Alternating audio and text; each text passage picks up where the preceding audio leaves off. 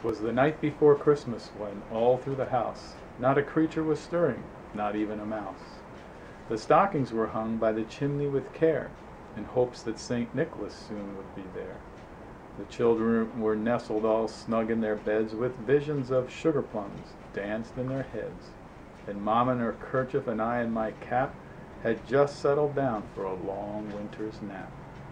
When out on the lawn there arose such a clatter, I sprang from the bed to see what was the matter.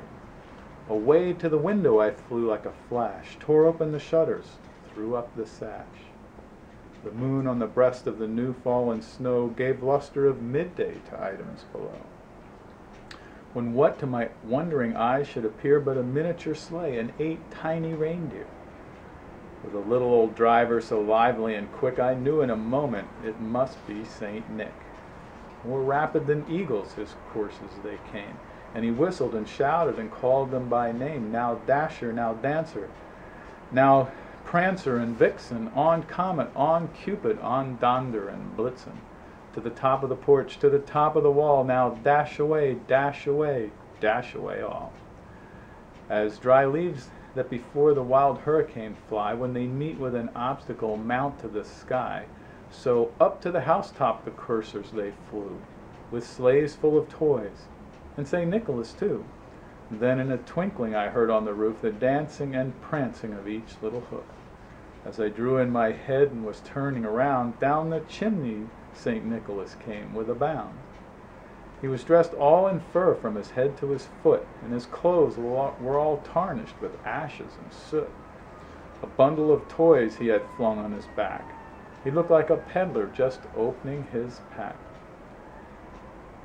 His eyes, how they twinkled, his dimples, how merry, his cheeks were like roses, his nose like a cherry. Droll little mouth was drawn up like a bow, and the beard of his chin was as white as the snow. The stump of a pipe he held tight in his teeth, and the smoke encircled his head like a wreath. He had a broad face and a little round belly that shook when he laughed, like a bowl full of jelly. He was chubby and plump, a right jolly old elf, and I laughed when I saw him in spite of myself. A wink of his eye and a twist of his head soon gave me to know I had nothing to dread. He spoke not a word, but he went straight to his work, and filled all the stockings, then turned with a jerk, and laying his finger aside of his nose, and giving a nod, up the chimney he rose. He sprang to his sleigh, his team gave a whistle, and away they all flew like the down of a thistle. But I heard him exclaim, ere he drove out of sight, "Happy Christmas to all, and to all good night."